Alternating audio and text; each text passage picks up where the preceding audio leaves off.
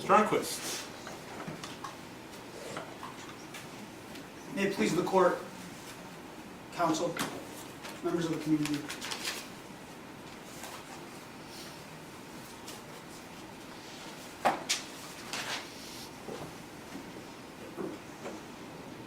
Your Honor, you've had this case for a long time.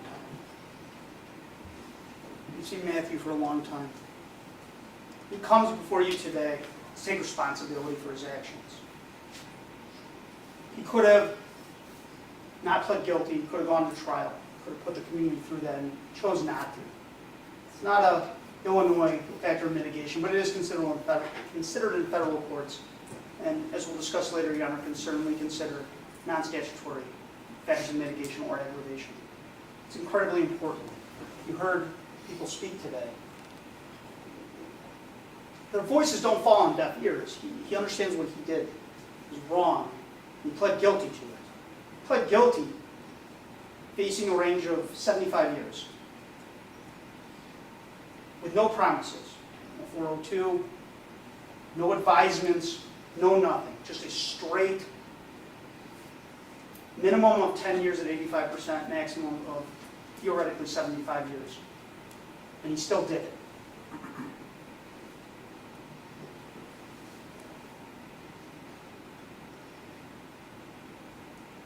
We're not here to minimize what happened that day. Matthew Milby went and he pulled the trigger, Judge. He did. I'm not going to tell you otherwise. He pled guilty to that. I'm not going to tell you that it didn't happen at a school. It did. Saw the video. Ran from the school, but it happened at a school. I'm not going to tell you that that didn't happen or that was right. He pled guilty to it because it was wrong. I'm not going to tell you that law enforcement, including Mr. Dallas, didn't respond appropriately. They did. You heard that Mr. Milby was shot. I'm not going to tell you that didn't happen. It did. We are not here to hide from what happened or what occurred. It is on video. My client is here to take responsibility for those actions. We are not here to minimize or trivialize what happened. The law doesn't even allow that. On the most serious charge, the absolute minimum, the minimum, is 10 years in prison at 85%.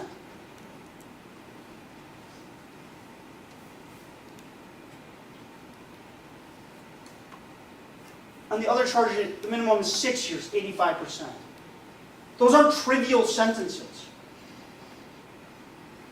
If it didn't happen at a school,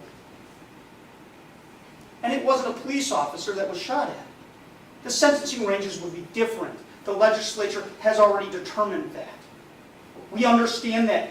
And when he pled guilty, he accepted that rationale and those penalties. We understand how serious this is, and he's taking responsibility.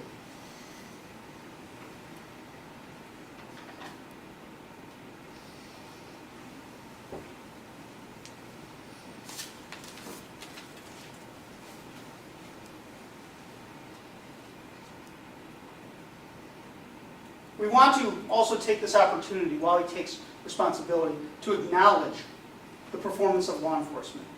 Mr. Dallas, Mr. McKay, what they did. They say they're not heroes. They are. They did things that people didn't have to do. We acknowledge that. We acknowledge the response. You see it. It's a very professional response. It was appropriate and effective. But by the grace of God, no one was harmed. And no one was harmed here. Aaron's heard all the evidence. You see the pictures. Absolutely. The bullets hit the ceiling above Mr. McKay? Yes. Could that have been a different scenario than it was? Yes. By the grace of God and the professional response in that school, it wasn't. We don't minimize it, but it also is what it is. As the state said, and as they discussed their factors in aggravation, there's factors in mitigation here as well. First and foremost, Factor 7, The defendant has no history of prior delinquency or criminal activity or has led a law-abiding life for a substantial period of time before the commission of the present crime. You read the pre-sentence investigation. On what on mine is the second page, it lists his entire history of delinquency, criminality, and traffic offenses. On that, there are 3 traffic offenses. One has been dealt with. It was speeding, 15 to 20 miles an hour over the limit. That's it.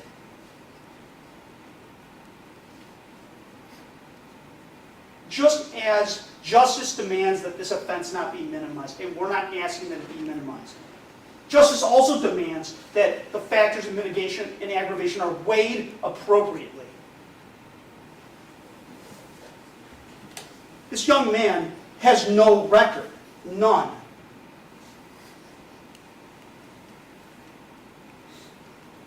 When you weigh a sentence for someone who went through what he went through, the state talks about his mental health and what a danger he was to society. Up until this date, he had committed no crimes of violence. He never had a domestic with a girlfriend, no adjudications, no delinquencies, nothing but traffic offenses.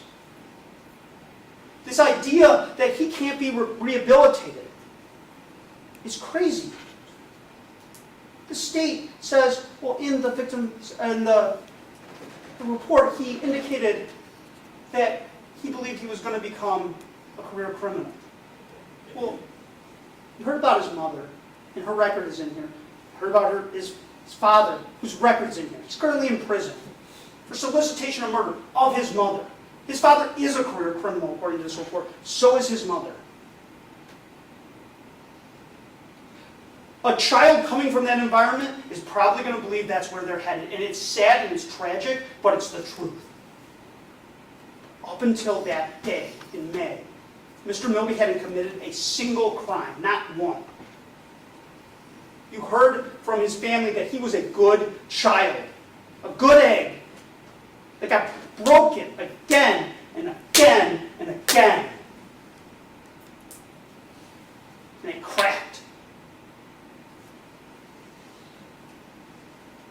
There's no denying that for his entire life, up till this incident, despite everything he'd been through, he didn't commit a single crime. If that person can't be rehabilitated, then no one can.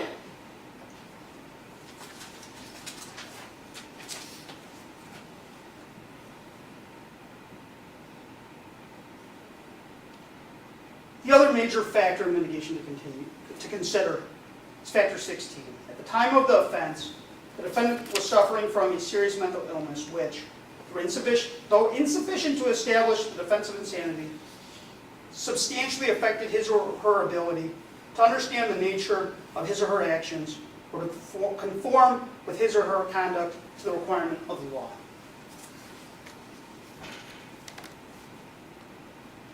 That factor is absolutely in play here. The idea that it isn't is ridiculous, given the evidence before Your Honor.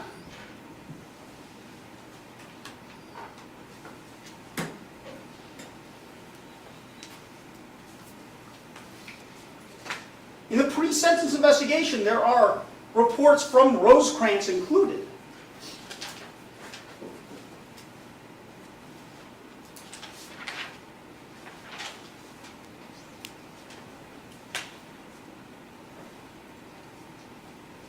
Reading from those reports, this is in August of 2017, shortly before this happened.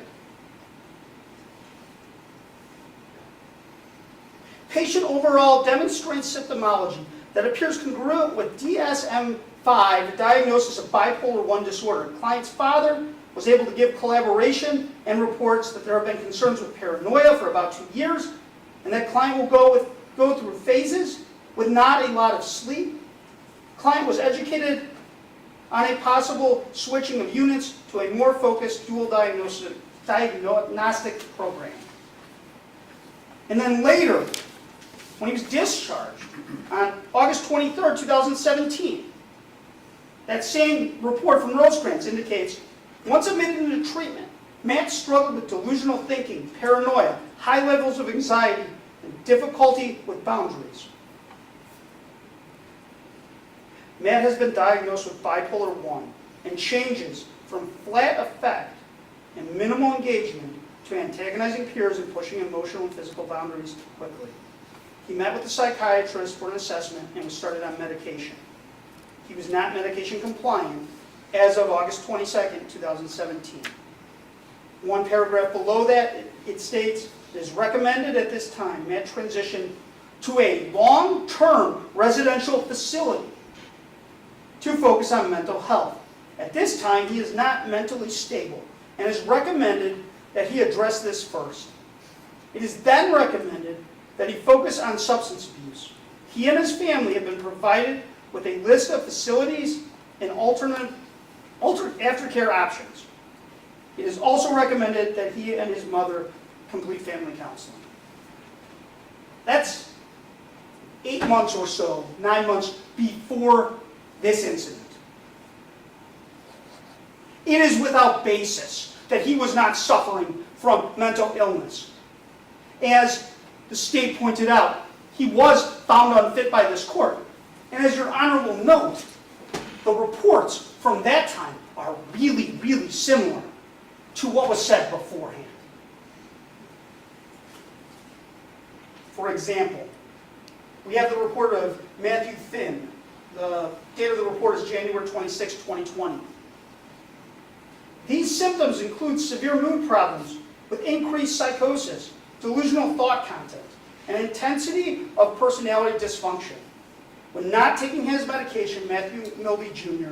displays impaired judgment, decision-making, and impulse control. He also displays increased cognitive disorganization and confusion. His ability to appropriately function socially in his environment displays impairment. These symptoms have a profound negative impact on Mr. Milby's ability to function independently in his environment. He was then later diagnosed with schizophrenia. And it's not coincidental that the same things that were mentioned in the August 2017 Rosecrans report rear its head in every one of these reports.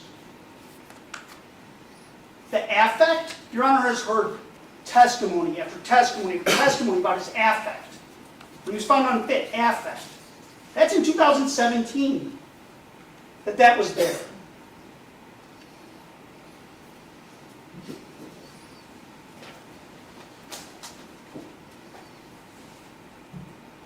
We are here to take responsibility.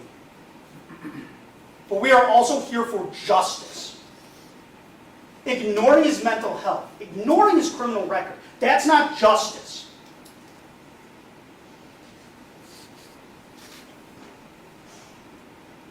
Your Honor obviously can consider non-statutory factors or anything that Your Honor finds relevant. One of those non-statutory factors to consider is the presence or absence of domestic violence in the home that he grew up in. Trauma. And we're not just talking dysfunction. That's not going to be enough. But what you heard about today, that wasn't dysfunction. That was a nightmare. You heard that his sister got out by the grace of God. You heard his brother got out. And you heard Matthew stayed.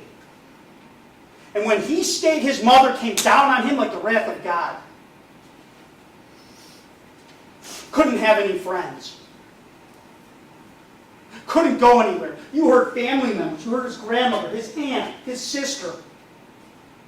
Attempted to get him out of that nightmare of a house and couldn't because his mother would follow them. You heard his aunt say that she hid him in a closet to keep him away from his mother. And she lied about it because it was the right thing to do. You heard the police were called. You heard DCFS. And he stayed in that house. And you heard from everyone in his family. It impacted him. That's not to be ignored. That's not justice ignoring that. factor in mitigation. It's to be considered along with the factors in aggravation, along with the seriousness of the crime.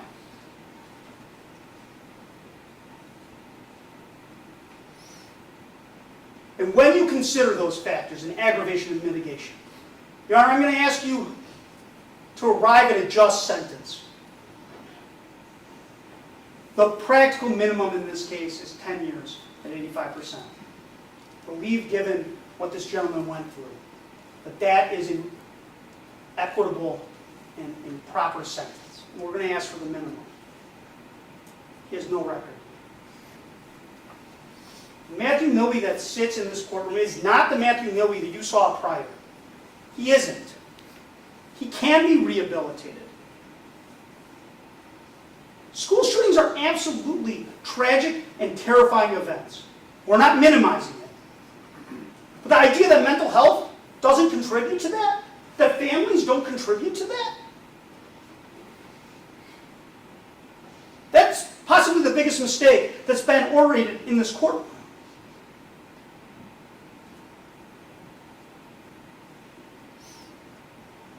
In terms of permissive consecutive sentencing, there's no basis in the law. None. The state is asking for 2 sentences of 30 years. Your Honor could, if Your Honor wanted to, sentence Mr. Milby to up to 45 years on one count at 85%. Given his age, there's no basis for permissive consecutive sentencing under the law.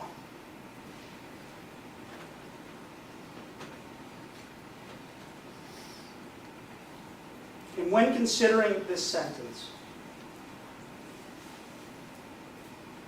we ask you to consider the factors in aggravation and mitigation. His young age, what's in the pre-sentence investigation regarding what happened to him, his mental health, Your Honor has witnessed. And Your Honor is going to have to sentence him to the Department of Corrections. We understand that. Your Honor is going to have to give him credit for the time that he did. But what Your Honor cannot give him credit for, and we would ask Your Honor to consider, is the 18 years that he served in his home. The warden there wasn't from the Department of Corrections. It was his own personal hell that everyone got out of but him, that his parents inflicted on him. We ask you to take that into consideration when you sentence this young man. We thank you for your time. We thank you for everyone's time today. Thank you.